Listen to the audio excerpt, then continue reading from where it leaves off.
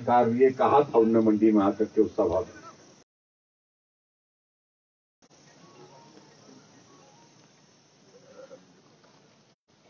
मैंने हमेशा इस बात का जिक्र किया, मंडी लोकसभा बड़ा प्रसिद्ध है क्योंकि बड़े बड़े नेता यहां से चुनाव लड़ते रहे। वीरभद्र सिंह जी लड़ते रहे, ठाकुर गंगा सिंह जी जिन्हें यहां से चुनाव लड़ा, महेश्वर सिंह जी ने चुनाव लड़ा, पंडित सुखराम जी ने चुनाव लड़ा। लेकिन सबसे ज्यादा वोटों से जीतने का श्रेय किसी व्यक्ति को जाता है, वो रामस्वरूप शर्मा जी को जाता है। 4,05,000 वोटों से जीते। और इसलिए क्योंकि वो कार्यकर्ताओं के साथियों के बीच में, लोगों के बीच में रहकर के काम करते थे। वो उनकी एक अलग पहचान थी, वो सबसे बड़ी एक पूंजी थी उनकी। आज हमारे बीच में नहीं रहे, स्वाभाविक रूप से उनकी कमी हम बहुत महसूस करते हैं। जब सीट खाली हुई तो उसके बाद मंडी लोकसभा का चुनाव होना ये तय था। चुनाव आयोग ने तारीख तय कर दी, 30 तारीख को वोट पड़ेंगे। और भारतीय जनता पार्टी के हमारे केंद्रीय नेतृत्व ने कहा कि अब की बार मंडी से ब्रिगेडियर कुशाल ठाकुर जी को यहां से टिकट देंगे और पार्टी का टिकट दिया। जय श्री राम, जय श्री राम, जय श्री राम। और ब्रिगेडियर कुशाल ठाकुर जी की कोई नया परिचय नहीं है। ये भी हमारी तरह गरीब परिवार से ताल्लुक रखते हुए, संबंध रखते हुए बहुत संघर्ष करते करते आगे पहुंचे, इस ब्रिगेडियर के पद तक पहुंचे। अपने पटवारी के नाते भी नौकरी की कुछ वक्त। और हमारे मंडी के हैं, पदार्सा में, नगवाई में इनका घर है।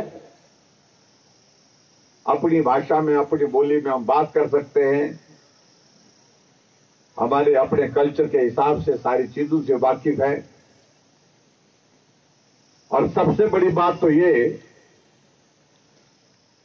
कि सेना में भर्ती होने के पश्चात जिस तरह से आपने संघर्ष करते हुए कारगिल की विजय को बनाने में अपना योगदान दिया, उसके लिए हम सब लोग राज्यवासी भी आपको बहुत बहुत बधाई देते हैं।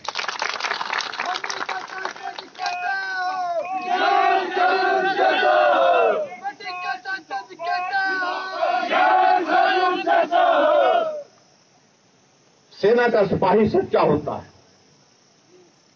और वैसे तो इस बात को हम कह सकते हैं कि देवभूमि हिमाचल प्रदेश में रहने वाले लोग सभी देवतुल्य होते हैं,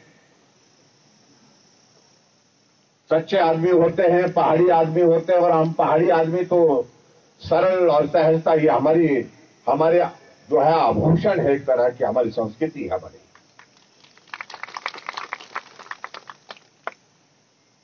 जब आप ब्रिगेडियर के पद पर शिमला में भी पोस्टिंग थे, हमारा परिचय उस वक्त से, तब भी हमारा मिलना होता था, परिवार का मिलना जुलना होता था। हम आपके जाते थे, आप हमारे यहां आते थे।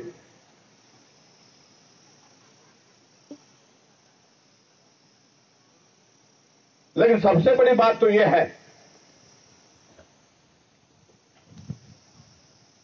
कि आज जहां देश में भारतीय जनता पार्टी की सरकार आदरणीय नरेंद्र भाई मोदी जी के नेतृत्व में बनी है, उस सरकार को मजबूत करने के लिए ये संदेश हमारे यहां मंडी से जाना चाहिए, हमारे सराह से जाना चाहिए। आवश्यकता इस बात की है।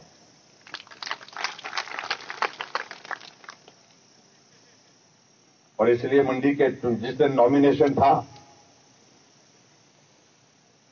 उस नॉमिनेशन में हमने एक बात जरूर कही थी कि मंडी हमारी थी, हमारी है, हमारी ही रहेगी। झगड़ा खत्म।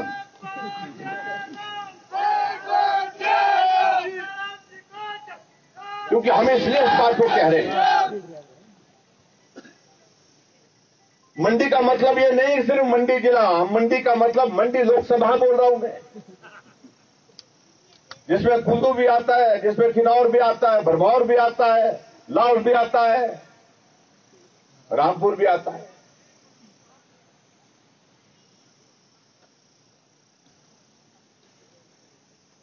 आज मुझे मालूम पड़ा कि यहाँ हमारे दूसरी पार्टी के प्रत्याशी भी आने वाले हैं। महिला होने के नाते मैं उनका भी सम्मान करता हूं। देखो, हमने कोई बातें गलत बातें हमने करनी भी नहीं है।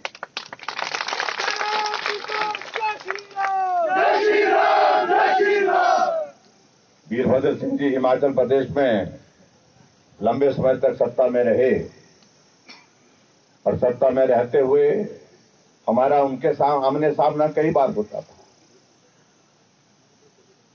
वैचारिक दृष्टि से हम आमने सामने हुआ करते थे, लेकिन उसके बावजूद हमारा कोई कभी झगड़ा इस तरह का नहीं था।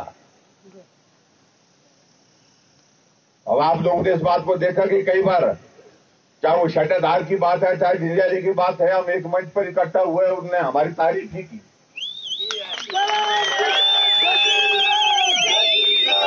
हमारी शराफत के बारे में बोला।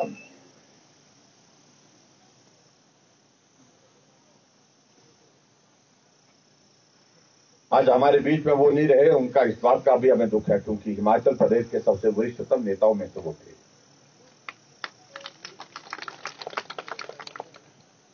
प्रतिभा जी चुनाव लड़ रही हैं, ये उनकी पार्टी का निर्णय है।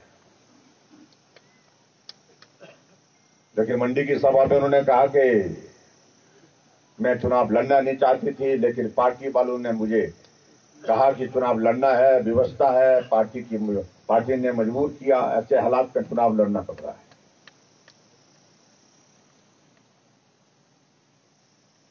और जिसलिए कुशाल ठाकुर जी इस बात को कह रहे कि हमें सांसद चाहिए, मजबूर नहीं मजबूत चाहिए।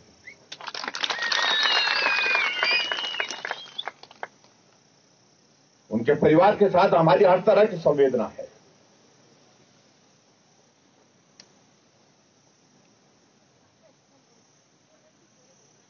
और मंडी की सभा में हमने अपनी ओर से इस बात को कहा कि हम अपनी ओर से शुरुआत नहीं करेंगे। शुरुआत का मतलब मैं कहा, हम ऊंचा नीचा नहीं बोलेंगे। पार्टी की बातें, सरकार की बातें, मैं अपनी सरकार की बात करूंगा, तुम अपनी करना।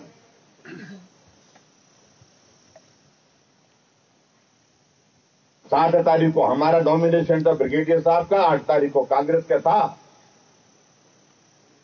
जब कांग्रेस का नॉमिनेशन था, जितने भी नेता वहां पर मंच पर खड़े होकर के बोलने लगे, पानी पी पी करके जयराम को गाली देते रहे।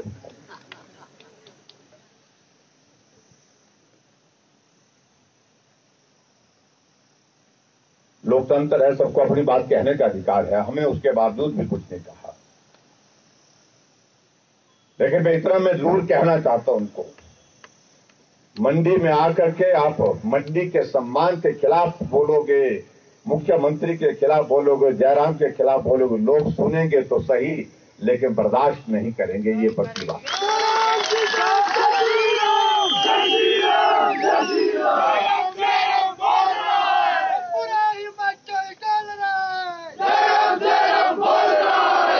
हम सच्चे आदमी हैं, हमारी भावनाओं का कोई सम्मान करता है, उसको हम दिल से लगाते हैं। लेकिन कोई हमारी भावनाओं को ठेस पहुंचाता है, तो ऐसी सूरत में उसको स्वीकार भी नहीं करते। बड़ी विचित्र हालात मुझे लग रहे हैं, विचित्र परिस्थिति लग रही। हमारी पार्टी ने जब यहां चुनाव प्रचार के लिए स्टार कैंपेनर की लिस्ट चुनाव आयोग को भेजी 20 लोगों की, उसमें सारे के सारे नेता हिमाचल प्रदेश के हैं। जिसमें हम हैं, शांता कुमार जी हैं, धूमल जी हैं, अनुराग जी हैं, पार्टी के मंत्री हैं, विधायक हैं, सदर पार्टी के अध्यक्ष हैं। लेकिन विचित्र बात ये लगी हमको, जब कांग्रेस वालों ने अपने प्रचार के लिए स्टार कैंपेनर की लिस्ट भेजी, तो उसमें नाम किसके डाले हुए हैं? जो हिमाचल के नहीं है, बाहर के लोगों के, बिहार से कन्हैया जी भी उसमें डाले हुए हैं, सिद्धू उसमें डाला हुए। ये कन्हैया लाल कौन है, इसके बारे में थोड़ा जानना जरूरी है। ये वो है जो जेएनयू में कम्युनिस्ट हुआ करता था, कम्युनिस्ट पार्टी का था, और वहां पर नारे लगाता था, भारत तेरे टुकड़े होंगे हजार, ये नारे लगाने वाला वो था। कन्हैया लाल नहीं चलेगा, और वो आदमी है जिस आदमी ने ये कहा था कि अफजल गुरु अब शर्मिंदा है, तेरे कातिल जिंदा है। अफजल कौन था? जिसने पार्लियामेंट पर हमला किया था। पार्लियामेंट पर हमारे जो है कई जवान वहां पर जो है वहां पर हमारे पुलिस फोर्स के जो है सेना के जो हम मारे गए थे। देशद्रोही नहीं चलेंगे। देखो कन्हैया लाल है,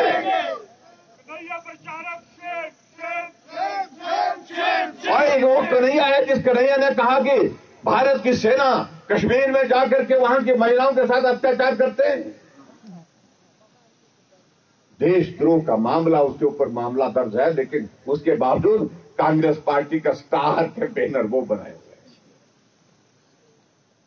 इससे दुर्भाग्य और भी हो सकता है। Congress party Shem Shem Shem Shem Shem Shem. एक और बनाया, सिद्धू बनाया, जो हमेशा राहुल गांधी के बारे में क्या बोलता था, पप्पू पप्पू क्या करके पूरे देश में हमने प्रसिद्ध किया उनको। पप्पू सेना नहीं चलेगी, नहीं चलेगी, नहीं चलेगी। और पहले तो हमारे भी पहाड़ में भी छोटे बच्चे के नाम पप्पू बड़े प्यार से रखते थे, अब नहीं रखते कोई नाम। कि सब लोग सब लिखे कि पप्पू का मतलब क्या होता है।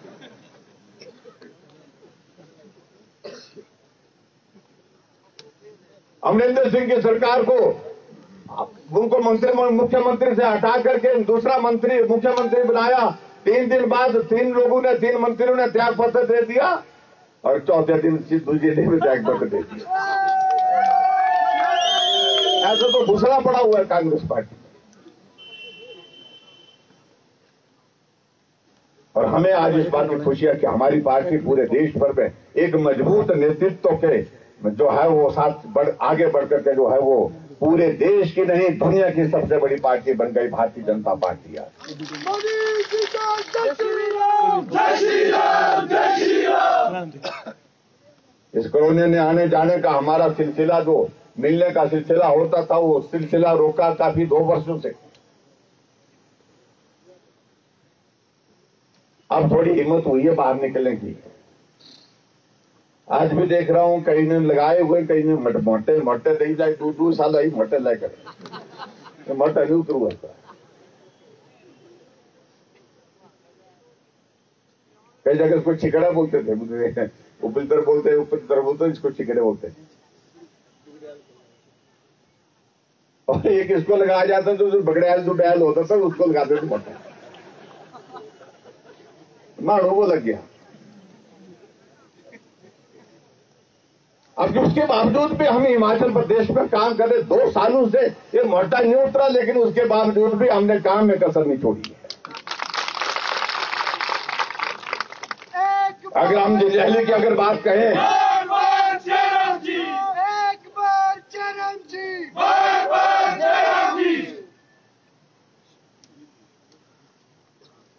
22 करोड़ की लागत से हमारा ये सामने जो है ये हमारा ये भवन बना है टूरिज्म का कल्चर सेंटर, ये 22 करोड़ की लागत से हमारी है।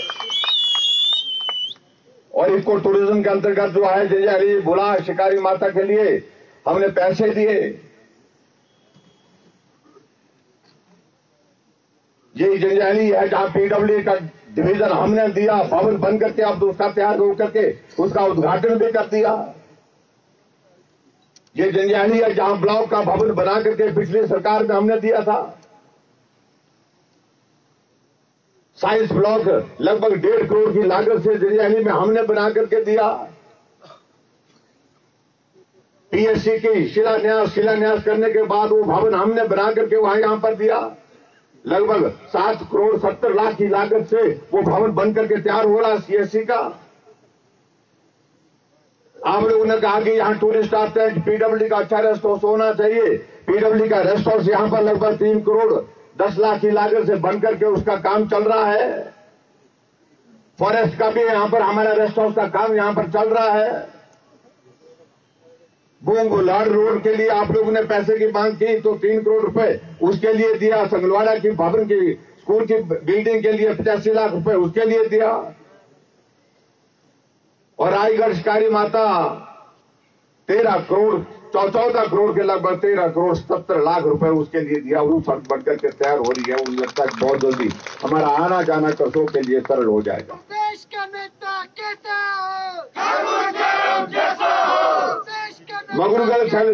मगरूगढ़ से हमारा छतरी की सड़क जो है वो 22 करोड़ 62 लाख की लागत से बन करके वो दोनों सड़कें तैयार है। सड़कें दोनों पक्की हो गई।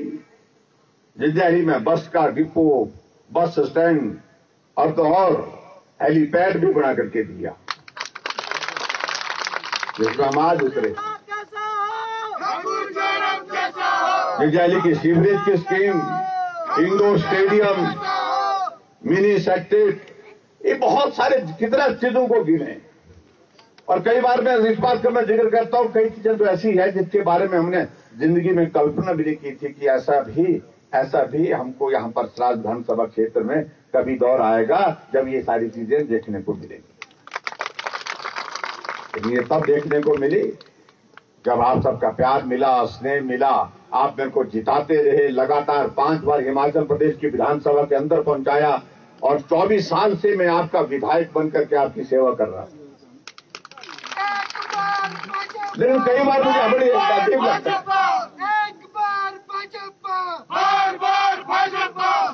कई कांग्रेसी जब जंजैहली आएंगे तो बोलते तेरी चेहरे में किच्छे की ताकत, और जब जाना मंडी बोलना सारा पैसा सराज में लगा दिया।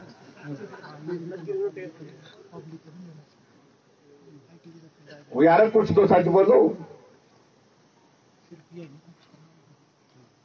मैं उनके जिक्र करना नहीं चाहता, मैं छोड़ देना चाहता हूं।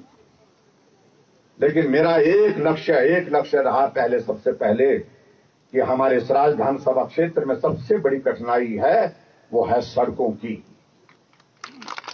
लोगों की पीठ का बोझ कैसे उतार सके हम। आज यहां से दोनों तरफ से सड़कें हमारी जो है, चाहे छतरी भी जुड़ गया, जहां से गाड़प शनि भी जुड़ गया, कसोग भी जुड़ गया, शाटाधार से होकर के बाली चौकी जुड़ गए। पूरे का पूरा इलाका सड़क से इधर से उधर से जो कर सकते थे हम करने की हमने कोशिश की, और ये मेरी जिम्मेवारी भी थी। उस जिम्मेवारी को मैंने निभाया। मैं उन कांग्रेस के मित्रों को यही जरूर कहना चाहता हूं, अगर मैं सराज विधानसभा क्षेत्र में अगर विकास कर रहा हूं तो ये मेरी जिम्मेवारी नहीं है कि मैं यहां का विधायक हूं। सबसे पहले तो मैं यहां का विधायक हूं, मुख्यमंत्री बात की बात है। इसलिए मैं इस बात को मैं कह रहा हूं, एक चुने हुए प्रतिनिधि के नाते मेरे ऊपर जो जिम्मेवारी थी उस जिम्मेवारी का निर्वहन करना मेरा दायित्व था, उसका निर्वहन मैंने किया है। कोरोना का इतना बड़ा संकट रहा, इस संकट में बहुत सारी कठिनाइयों का दौर रहा। पूरे देश भर में लॉकडाउन था, तब भी हमारे हिमाचल के लगभग 2.5 लाख लोग जो बाहर फंसे थे उनको घर पहुंचाया। जो कांग्रेस आजकल बड़े लंबे लंबे भाषण दे रहे हैं, उनसे पूछो कि तुमने क्या किया। हाँ, ये काम जरूर किया उनने। एक लिस्ट बनाई, एक बिल बनाया, कहा कि हमने कोरोना के लिए यहां पर सैनिटाइजर बांटे, मास्क बांटे, पीपी किट बांटी, और बिल 12 करोड़ रुपए का बना करके दिल्ली कांग्रेस पार्टी के मुख्यालय को भेजा गया और कहा कि 12 करोड़ रुपए हमारे खाते में डालो। मिला आपको कोई कांग्रेस का नेता जो मास्क बांट रहा था, कोई सैनिटाइजर बांट रहा था, कोई पीपी किट बांट रहा था? मेरे को तो पूरे हिमाचल में नहीं मिला कोई। अब आप अंदाजा लगाओ, ऐसी पार्टी है जो अपनी पार्टी को भी ठगने से लूटने से नहीं बाज आ रही है। अगर कहीं देश का शासन ऐसी पार्टी के हाथ में आज होता, प्रदेश का शासन इनके हाथ में होता, न जाने क्या स्थिति होती। इन सारी बातों को समझने की आवश्यकता है। और मैं आपके बीच में यह कहना चाहता हूं, 7.5 वर्ष नरेंद्र भाई मोदी जी को हिमाचल भारत में प्रधानमंत्री के पद पर हो गए। कांग्रेस के सरकार से तो ये मुकाबला होता था, कंपटीशन चला होता था 1,76,000 करोड़ रुपए का घोटाला एक करता था, 1,86,000 करोड़ का घोटाला दूसरा करता था। हर जगह घोटाले। और यहां 7.5 साल के कार्यकाल में एक भी घटना ऐसी नहीं जहां इस प्रकार से जो है केंद्र के किसी नेता के ऊपर आरोप लगा हुआ और प्रदेश के किसी नेता के ऊपर आरोप। मोदी जी का जय श्री राम, जय श्री राम, जय श्री राम। मोदी जी का जय श्री राम, जय श्री राम, जय श्री राम। और इसलिए मैं इस बात का मैं जिक्र कर रहा हूं। आएंगे कांग्रेस के लोग बोलेंगे, चोर के डाल रहे हैं कि महंगाई हुई, बेरोजगारी करी और 50 साल की तुम्हें भी। ये जयराम के राज में 3 साल की कार्यकाल में बड़ी बेरोजगारी। 50 साल तक सत्ता में वो लोग रहे। पूरे देश भर में बेरोजगारी, अगर वो बेरोजगारी की स्थिति ऐसी बनी है तो उसमें सबसे बड़ा लंबा समय सत्ता में रहने वाले लोगों के ऊपर ये दोष जाता है। अगर हिमाचल प्रदेश में अगर बेरोजगारी बढ़ी है तो लंबे समय जो यहां सत्ता में रहे उनके ऊपर आरोप जाता है। हम तो जितना कर सकते हैं हम करने की कोशिश कर रहे हैं। महंगाई को रोकने के लिए आदरणीय प्रधानमंत्री नरेंद्र मोदी जी प्रयत्न कर रहे हैं, प्रयास कर रहे हैं। मुझे भरोसा है कि आने वाले समय में निश्चित रूप से वो सफल होंगे। लेकिन फिर भी उसके बावजूद आपके बीच में आकर के जहां जिन बातों का वो जिक्र करेंगे उनका जवाब आप लोगों ने सुनना है। उनका जवाब क्या देना है आने वाले समय में हम सोचेंगे। हम आजकल आउटसोर्स में सरकारी नौकरी नहीं मिल पा रही है तो आउटसोर्स में मदद करने की कोशिश कर रहे हैं। आईपीएच में हमने नौजवानों को नौकरी देने की कोशिश यहां पर भी की। आने वाले समय में पीडब्ल्यूडी में भी हम कोशिश कर रहे हैं। मल्टीटास्क वर्कर के लिए भी हमने पोस्टें निकाली हैं। उन पोस्टों को भी भरने की प्रक्रिया हमने शुरू की है। जितना कर सकते हैं वो करने की हमने कोशिश की है। इसलिए उन सारी बातों को कहें हम बहुत ज्यादा वक्त लगेगा। लेकिन कांग्रेस की सरकार से यह जरूर पूछना चाहिए कि तुम लोगों ने गरीबों के लिए क्या किया। अगर हमसे पूछते हैं तो हम बोल सकते हैं कि हमने 70 साल के ऊपर के सभी बुजुर्गों के लिए एक साथ पेंशन का प्रावधान किया। जय श्री राम, हमने माताओं के लिए जो 65 वर्ष की माताएं 65 वर्ष की उन सभी माताओं के लिए हमने पेंशन का प्रावधान किया। जिनकी उम्र 65 वर्ष हो गई उनको सबको पेंशन का प्रावधान किया हमारी सरकार ने। तो 50 साल सत्ता में रहे, तुमने क्या किया? हमने गरीब आदमी के इलाज के लिए हिम केयर की शुरुआत की। आज गरीब आदमी जाता है, कार्ड लेके जाता है, इलाज करता है, इलाज मुफ्त में होता है और उसके बाद स्वस्थ होकर घर जाता है। 1,75,000 गरीब लोगों का इलाज हमने उसके माध्यम से किया।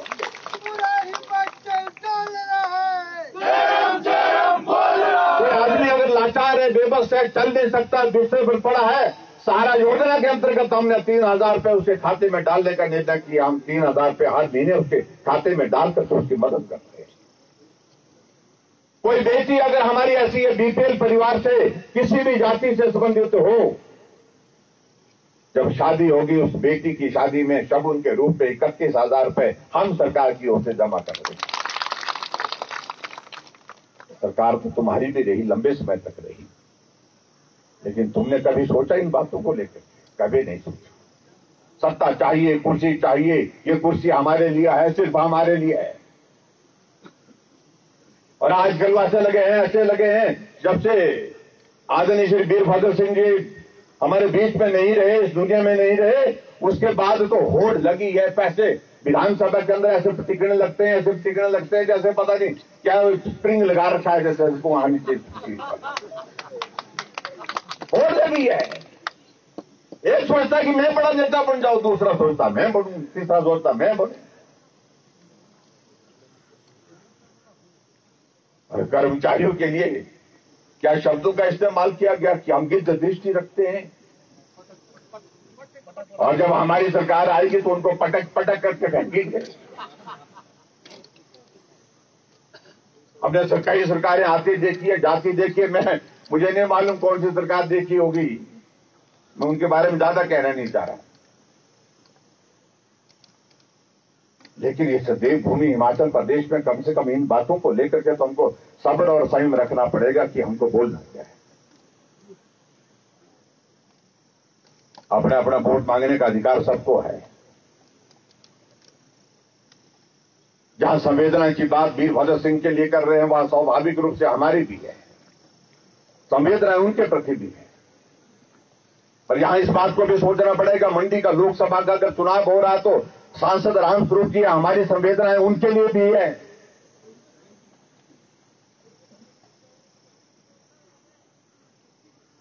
और दूसरी सबसे बड़ी बात तो यह है कि दिल्ली में सरकार भाजपा की बनी हुई है, प्रदेश में सरकार भाजपा की बनी है, दिल्ली की सरकार 2024 तक बनी है, हिमाचल की सरकार 2022 तक जो है वो वर्तमान में चलेगी, और फिर उसके बाद आप सबका आशीर्वाद लेकर के फिर से हिमाचल में सरकार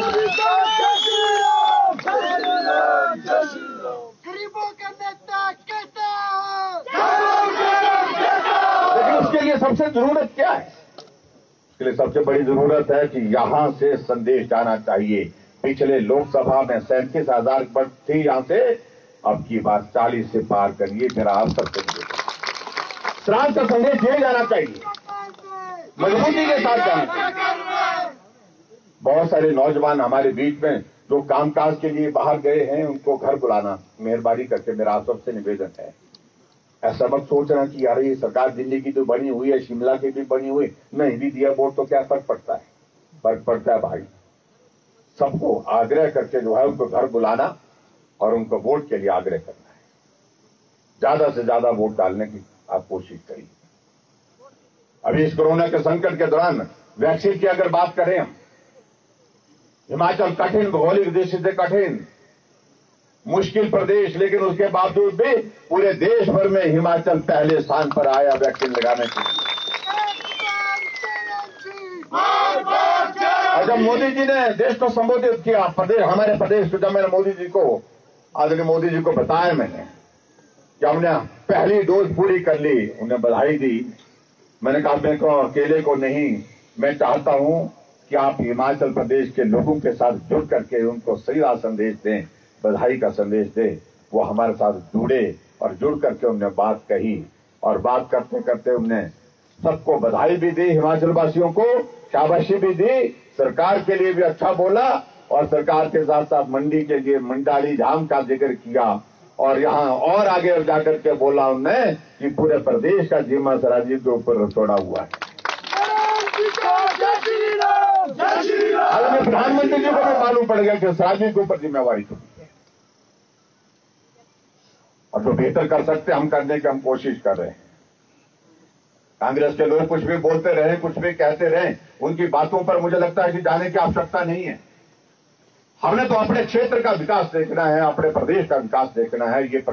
ये विकास तभी संभव है जब मोदी जी को मजबूत करेंगे और हिमाचल प्रदेश में भारतीय जनता पार्टी की सरकार को मजबूत करेंगे, तब ये प्रदेश जो है वो विकास की राह पर आगे बढ़ेगा।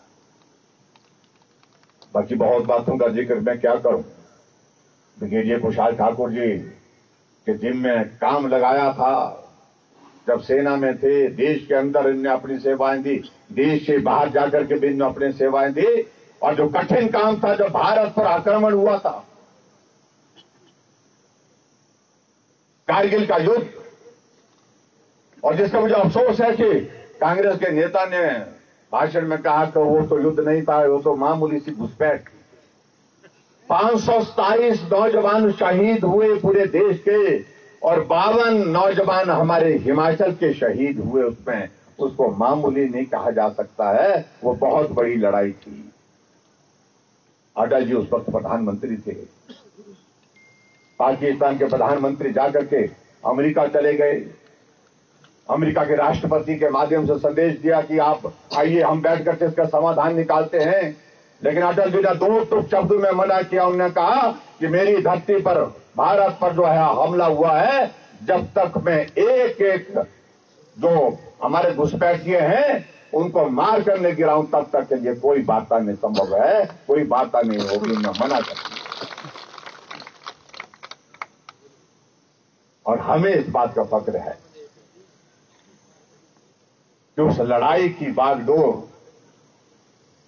अगर टाइगर हिल पर झंडा फहराने की अगर जिम्मेवारी थी, वो झंडा ब्रिगेडियर कुशाल ठाकुर जी के हाथ में था। जय श्री राम, जय श्री राम, जय श्री ये हमारे लिए कितने प्रसन्नता की बात है। और आज ब्रिगेडियर कुशाल ठाकुर जाकर के संसद में जाएंगे, एक ईमानदार सैनिक, एक ऐसा सैनिक जिसने हर लड़ाई को लड़ करके जीता है। और आज मैं आप सबके भरोसे कह सकता हूं कि मंडी की लड़ाई भी आप जीत करके जा रहे हैं और बहुत भारी बहुमत के साथ जीत करके जा रहे हैं। आप सब राज्य के सभी भाई बहनों से मेरा इतना ही निवेदन है कि ख्याल एक बात का रखना, जैसे बोल रहे हैं कि शौजर काम भी लगा, लेकिन ये भी शौज से कम नहीं है भाई। शादियां लगी हुई हैं, कई चीजें हैं, सब लोग व्यस्त हैं, सेब का सीजन लगा हुआ है, पर ये भी सीजन से कम नहीं। इसलिए मेरा आप सबसे निवेदन है कि आप सबका आशीर्वाद चाहिए, आप सबका समर्थन चाहिए। और हम चाहते हैं कि जितनी वोटों से हमने पिछली बार बढ़त दी थी इस राज विधानसभा क्षेत्र से, अब की बार भी उससे ज्यादा मतों से, उससे ज्यादा वोटों से कुशाल ठाकुर जी यहां से जीत करके दिल्ली पहुंचे। उसके लिए हम राष्ट्र के सब लोगों की ओर से शुभकामनाएं हैं। और आप सबसे मेरा विनम्र निवेदन है कि सभी जगह पहुंचना संभव नहीं हो पाएगा मेरा। आप लोगों ने संभालना है, आप लोगों ने ही जयराम बनकर के काम करना है, ब्रिगेडियर कुशाल ठाकुर बनकर के काम करना है और ज्यादा से ज्यादा मतदान हो, इस बात को सुनिश्चित करें। और जीत भाजपा की होगी और यही जीत मैं इस बार कह रहा हूं, मैं इस बार की ये जीत जो है अगली जीत को भी और सरल कर देगी। अगली जीत जो हमारी 2022 में होने वाली है उसका रास्ता साफ कर देगी। इसलिए आप सबसे मेरा यही निवेदन है कि अगले कार्यक्रम में हमको जाना पड़ेगा और बहुत सारी बातें जो हमने आपके बीच में कही हैं, कुछ बातें रही होंगी तो वहां करके करेंगे। लेकिन मेरा आप सबसे विनम्र निवेदन है कि इस राज विधानसभा क्षेत्र से बहुत बड़ी बढ़त होनी चाहिए। आपने रिकॉर्ड तोड़ा है पिछली बार, आज से पहले 5 मुख्यमंत्री और रहे, लेकिन किसी मुख्यमंत्री के क्षेत्र से लोकसभा के चुनाव में 37,000 की बढ़त कभी नहीं मिली थी। आपने रिकॉर्ड तोड़ा है और अब की बार भी उस रिकॉर्ड को तोड़ना है। यही मुझे आप सबसे निवेदन करना है। आप बड़ी संख्या में कामकाज छोड़ करके यहाँ पर पहुंचे, आप सबका बहुत बहुत धन्यवाद। नमस्कार। जी हाँ, जय हिंद। जहाँ